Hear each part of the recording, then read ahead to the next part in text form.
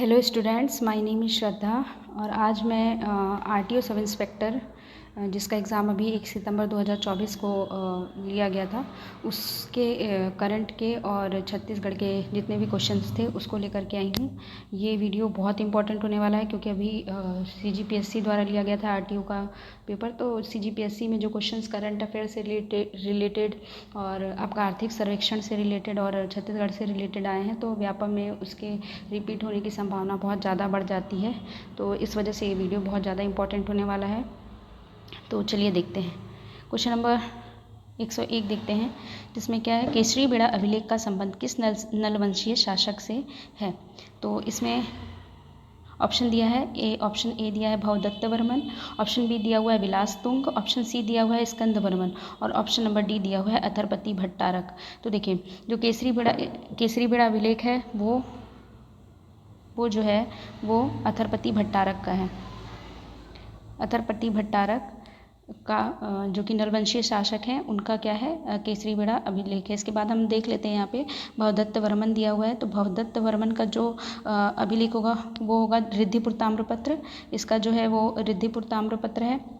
इसके बाद विलास तुंग का कौन सा है, तो इसका राजिम शिलालेख। सभी जानते हैं कि विलास तुंग जो है काफ़ी प्रतिष्ठित राजा था, तो राजिम शिलालेख है इसका। और स्कंद वर्मन का, तो स्कंद वर्मन का है हम लोगों का पोड़ागढ़ अभिलेख। याद रखिएगा, स्कंद वर्मन का क्या है, पोड़ागढ़ अभिलेख। इसका है पोड़ागढ़ अभिलेख। तो इस तरह से हमको सबका पता होना चाहिए, तभी छत्तीसगढ़ बहुत ज़्यादा शासकों से और उनके ताम्रपत्र अभिलेखों से प्रश्न पूछता है, तो ध्यान रखिएगा। तो इसका जो सही आंसर होगा वो होगा अथरपति भट्टारक। अथरपति भट्टारक का ही है केसरी बेड़ा अभिलेख। तो आगे बढ़ते हैं, अगला क्वेश्चन देखते हैं। ब्रिटिश अधीक्षक मिस्टर एगेन्यू के कार्यकाल में हुए विभिन्न विद्रोहों के संदर्भ में सही विकल्प का चयन कीजिए। तो यहाँ पे हमको ऑप्शन दे रखा है डोंगरगढ़ विद्रोह। तो डोंगरगढ़ विद्रोह पता होना चाहिए कब हुआ था, ये 1818 में हुआ था। और लेकिन ये कैप्टन एगेन्यू के नहीं, कैप्टन एडमंड के कार्यकाल में हुआ था। परलकोट विद्रोह 1925 में हुआ था और ये कैप्टन एगेन्यू के कार्यकाल में हुआ था। तो ये आंसर होगा। और क्या होगा, सावंत भारती का मामला भी कैप्टन एगेन्यू के समय में ही हुआ था।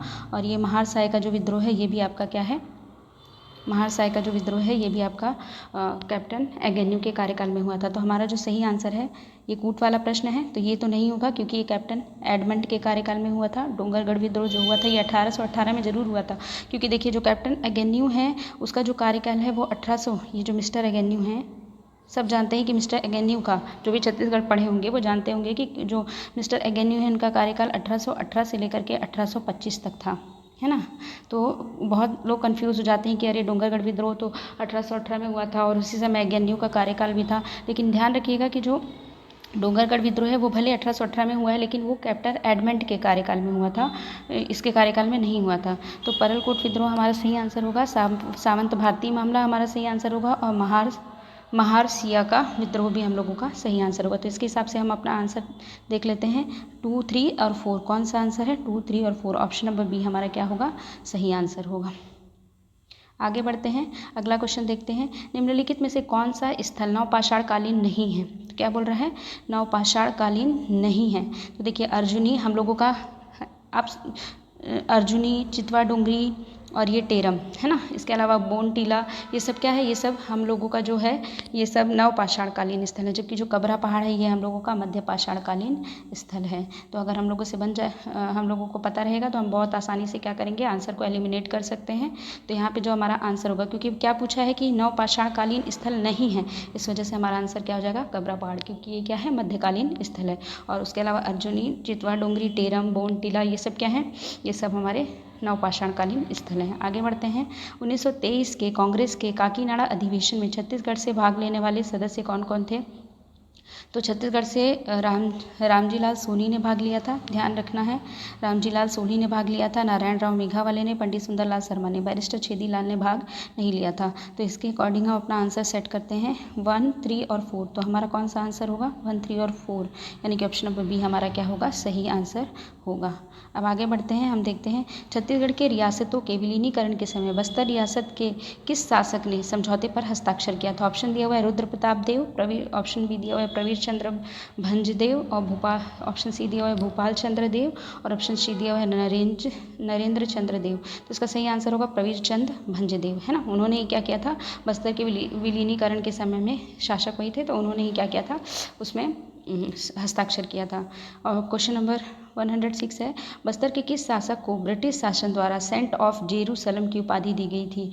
ऑप्शन दिया हुआ है, option A Bhupal Dev, option B दिया हुआ है महिपाल देव, ऑप्शन सी दिया हुआ है भोरम देव, और ऑप्शन नंबर डी दिया हुआ है रुद्र प्रताप देव। इसका जो सही आंसर होगा वो होगा option number D Rudra Pratap Dev. इन्हें ही सेंट ऑफ जेरूसलम की उपाधि दी गई थी।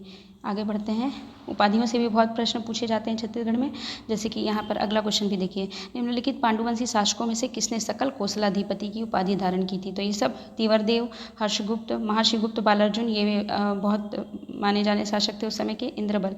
ठीक है, तो जो हमारे सकल पांडुवंशी शासक जिन्होंने सकल कौशलाधिपति की उपाधि धारण की थी वो थे हमारे महर्षि तिवरदेव। इन्होंने ही क्या किया था, सकल कौशलाधिपति की उपाधि धारण की थी। और महर्षि गुप्त बालार्जुन ने क्या किया था, तो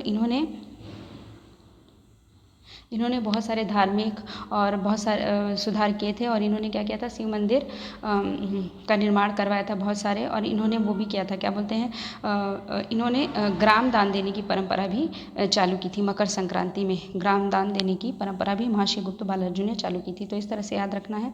हर्षगुप्त कौन थे, तो हर्षगुप्त इनकी पत्नी ने इनकी याद में क्या बनवाया था, मंदिर बनवाया था। आगे बढ़ते हैं, अगला क्वेश्चन देखते हैं, निम्नलिखित में से कौन सा शिवनाथ नदी की सहायक नदी नहीं है। शिवनाथ नदी की सहायक नदी नहीं है, तो इस चीज़ को ध्यान रखना है। देखिए, आमनेर नदी, मनियारी नदी, ये दोनों क्या है, शिवनाथ नदी की सहायक नदी है, और जो ये उत्तर पश्चिम से हैं। ठीक है, ये ध्यान रखना है कि उत्तर पश्चिम से, यानी कि इधर से, है ना, आमनेर और मनियारी नदी, है ना, ये दोनों इस तरफ से इसकी सहायक नदियां हैं, जबकि जो खरखरा नदी है ये क्या है, इस तरफ से, दक्षिण तरफ से क्या है, खरखरा नदी शिवनाथ नदी की सहायक नदी है। तो इस तरह से हमारा जो आंसर होगा वो होगा जोक नदी। सब जानते हैं कि जोक नदी जो है वो शिवनाथ की नहीं बल्कि महानदी की, है ना, किसकी, महानदी की सहायक नदी है। तो ये सब पता रहेगा तो आसानी से क्वेश्चन सॉल्व हो जाएगा। आगे बढ़ते हैं, निम्नांकित में से कौन सा छत्तीसगढ़ का शीतोष्ण कटिबंधीय क्षेत्र नहीं है। तो देखिए, चाहे कोरिया हो, बलरामपुर, सूरजपुर, ये सब शीतोष्ण कटिबंधीय क्षेत्र में आता है। जो जसपुर है वो हमारा शीतोष्ण कटिबंधीय क्षेत्र में नहीं आता है। तो आगे बढ़ते हैं, अगला क्वेश्चन देखते हैं, निम्नलिखित में से कौन सा सबसे लंबा राष्ट्रीय राजमार्ग कौन सा है। तो ऑप्शन ए दिया हुआ है राष्ट्रीय राजमार्ग 30, राष्ट्रीय राजमार्ग 43, ऑप्शन राष्ट्रीय राजमार्ग 53 और राष्ट्रीय राजमार्ग 130। तो देखिए, सबसे, ये तो पता ही होना चाहिए कि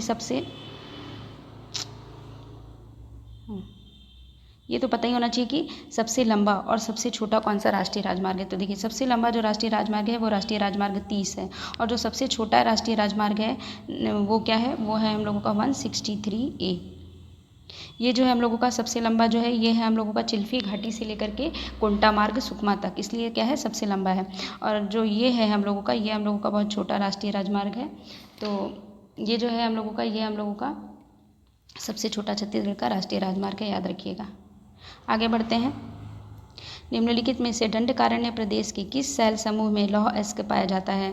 तो दंडकारण्य में तो सभी को, फिर भी कुछ ऑप्शन पढ़ लेते हैं, कडप्पा शैल समूह, विंध्यन शैल समूह, धारवाड़ और गुंडवाना शैल समूह। तो देखिए, जहाँ पर कोयला पाया जाएगा वहाँ पे हम लोगों का पाया जाता है गुंडवाना शैल समूह।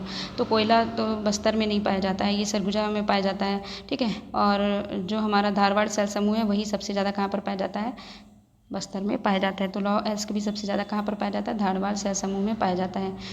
बैलाडीला जो खान है, सब जानते हैं कि सबसे बड़ी है। अब आगे बढ़ते हैं, अगला क्वेश्चन देखते हैं। इसमें हम लोगों को मैचिट करने के लिए दिया है, राज्य दिया है और उसके समीपवर्ती जिलों को दिया हुआ है। ठीक है, तो मध्य प्रदेश किधर पड़ता है, अगर छत्तीसगढ़ का नक्शा हम लोग बनाएं, ठीक है, छत्तीसगढ़ का नक्शा अगर हम लोग बनाएं,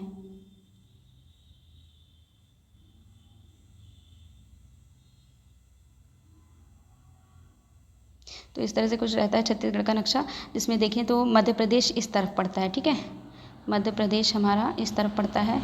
ठीक है, और मध्य प्रदेश, उड़ीसा, महाराष्ट्र, इस उड़ीसा हम लोगों का इस तरफ पड़ता है। देखिए, मध्य प्रदेश इस तरफ पड़ता है छत्तीसगढ़ के, मान लीजिए छत्तीसगढ़ है, इसके इस तरफ पड़ता है, इस तरफ हमारा क्या है, इस तरफ हमारा उड़ीसा पड़ता है, और यहीं पर पड़ता है हमारा महाराष्ट्र। ठीक है, और यहाँ पर पड़ता है कहीं पर तेलंगाना। ठीक है, यहाँ पर पड़ता है हम लोगों का तेलंगाना। तो अगर हम लोग देखें तो हम लोगों का धमतरी किस तरफ है, मध्य प्रदेश। तो मध्य प्रदेश का मध्य प्रदेश मुंगेली, है ना, हम लोगों का मुंगेली इस तरफ पड़ता है, तो मध्य प्रदेश का क्या हो जाएगा, मुंगेली हो जाएगा। ठीक है, उड़ीसा हम लोगों का इस तरफ पड़ता है, तो इस तरफ हम लोगों को कौन सा जिला पड़ता है, तो इस तरफ हम लोगों का पड़ेगा, इस तरफ हम लोगों का पड़ेगा धमतरी, तो उड़ीसा का क्या हो जाएगा, धमतरी हो जाएगा। महाराष्ट्र का हम लोगों का क्या हो जाएगा, कांकेर। और सबसे आखिरी में आता है सुकमा जिला, तो तेलंगाना का क्या हो जाएगा, सुकमा। इसके हिसाब से अगर हम लोग देखें तो हमारा आंसर क्या होगा, 3, है ना, 3 होगा, फिर हम लोगों का 1 होगा, फिर हम लोगों का आंसर क्या होगा, 4, और उसके बाद होगा हम लोगों का आंसर 2। ठीक है, तो 3, 1, 4, 2 कौन से ऑप्शन में है, देख लेते हैं। 3, 1, 4, 2, तो ऑप्शन नंबर डी हम लोगों का सही आंसर क्या होगा, ऑप्शन नंबर डी, 3, 1, 4, 2, ये हमारा सही आंसर होगा।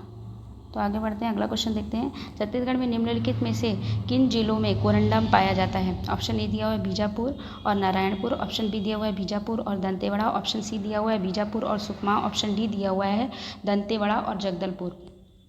तो इसका जो सही आंसर होगा वो होगा ऑप्शन नंबर सी। कोरंडम कहाँ पर पाया जाता है, बीजापुर और सुकमा में कोरंडम पाया जाता है। आगे बढ़ते हैं, लेटराइट मिट्टी में कौन सा मृदा वर्ग के अंतर्गत आता है।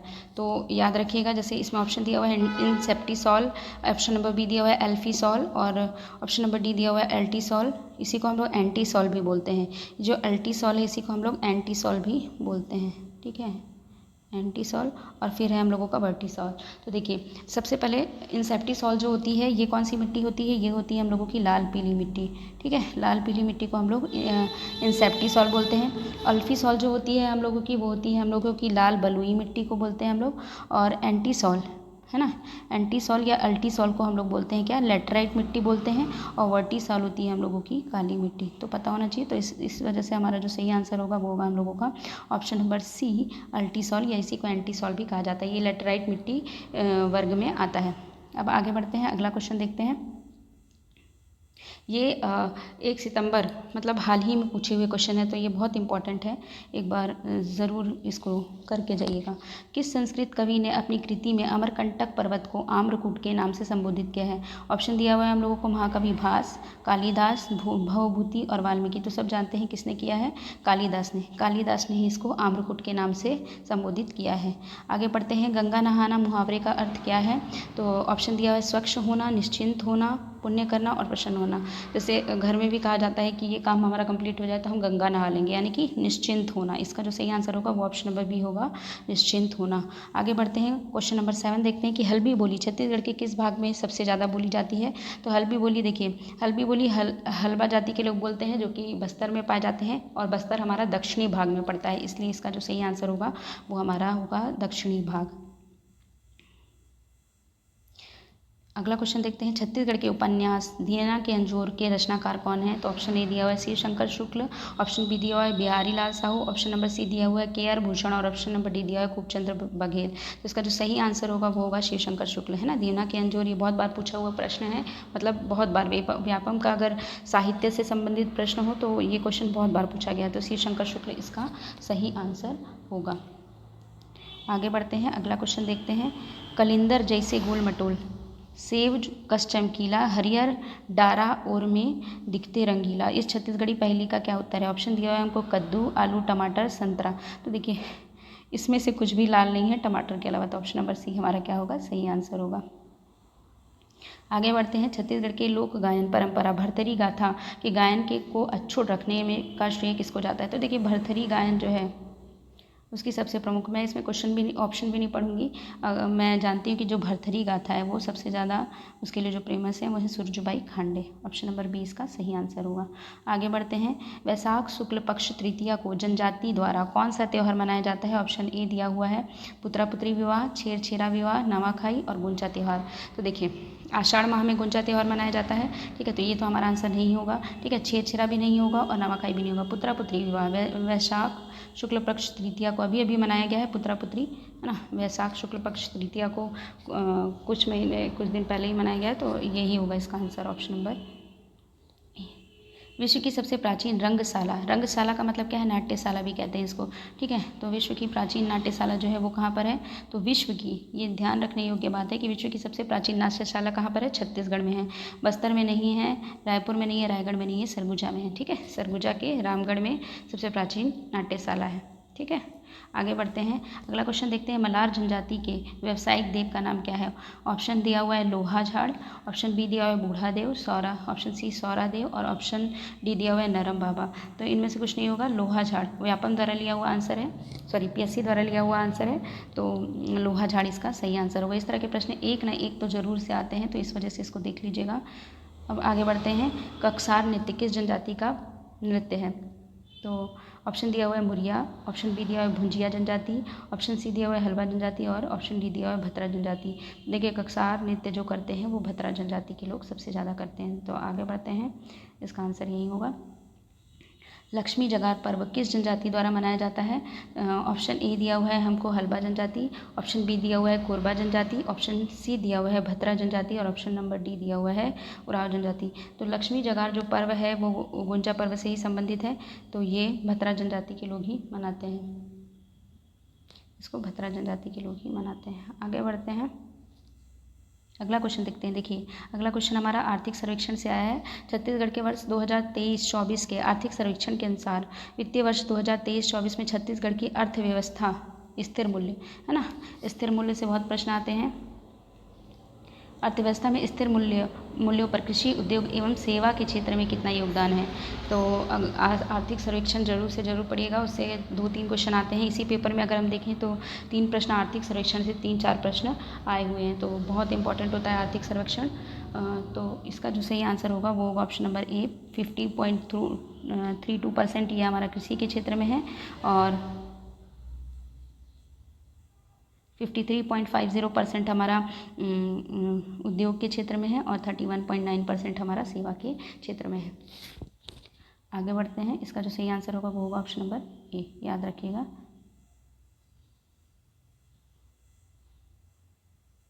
आगे बढ़ते हैं, अलसी के फल को कहा जाता है।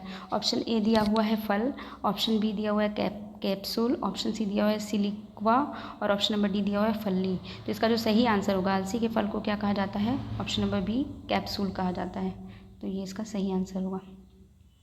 अगला क्वेश्चन देखते हैं, छत्तीसगढ़ राज्य निवेश प्रोत्साहन बोर्ड के अध्यक्ष कौन होता है। ऑप्शन ए दिया हुआ है राज्य के राज्यपाल, ऑप्शन बी दिया हुआ है राज्य के मुख्यमंत्री, ऑप्शन सी दिया हुआ है राज्य के मुख्य सचिव, ऑप्शन नंबर डी दिया हुआ है राज्य के उद्योग मंत्री। तो देखिए, जो निवेश प्रोत्साहन बोर्ड होता है, राज्य का निवेश प्रोत्साहन बोर्ड, ठीक है, इसके जो अध्यक्ष होते हैं वो राज्य के मुख्यमंत्री होते हैं। तो ऑप्शन नंबर बी इसका सही आंसर होगा। अब देखिए, आर्थिक सर्वेक्षण से एक नया क्वेश्चन फिर से आ गया और ये अगला क्वेश्चन भी मैं देख पा रही हूँ कि आर्थिक सर्वेक्षण से संबंधित है, मतलब आर्थिक सर्वेक्षण बहुत इंपॉर्टेंट होता है, उसको पढ़ना ही चाहिए।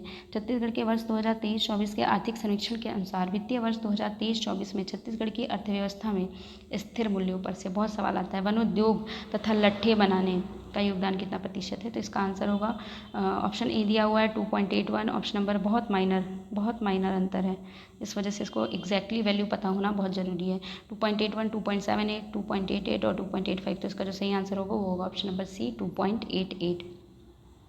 आगे बढ़ते हैं, छत्तीसगढ़ राज्य के वित्तीय वर्ष 2024-25 के बजट के सामाजिक क्षेत्र, आर्थिक क्षेत्र एवं सामान्य सेवा के क्षेत्र के लिए क्रमशः प्रावधान किया गया है। तो ऑप्शन ए दिया है 40%, 40%, ऑप्शन बी 40%, 35%, 25%, ऑप्शन सी दिया हुआ है 45%, 35%, 20%, ऑप्शन नंबर डी दिया हुआ है 35%, 35% और 30%। तो इसका जो सही आंसर होगा वो होगा ऑप्शन नंबर सी, 45%, 35% और 20%। तो ये RTO CGPSC RTO द्वारा जो 1 सितंबर 2024 को एग्ज़ाम कंडक्ट कराया गया था उसके 30 प्रश्न हैं। आगे के 20 प्रश्न मैं और लेके आऊँगी। अगर ये वीडियो आपको यूज़फुल लगा हो और इम्पॉर्टेंट लगा हो, वैसे ये बहुत इंपॉर्टेंट वीडियो है, तो please like share and subscribe to my YouTube channel. Thank you so much.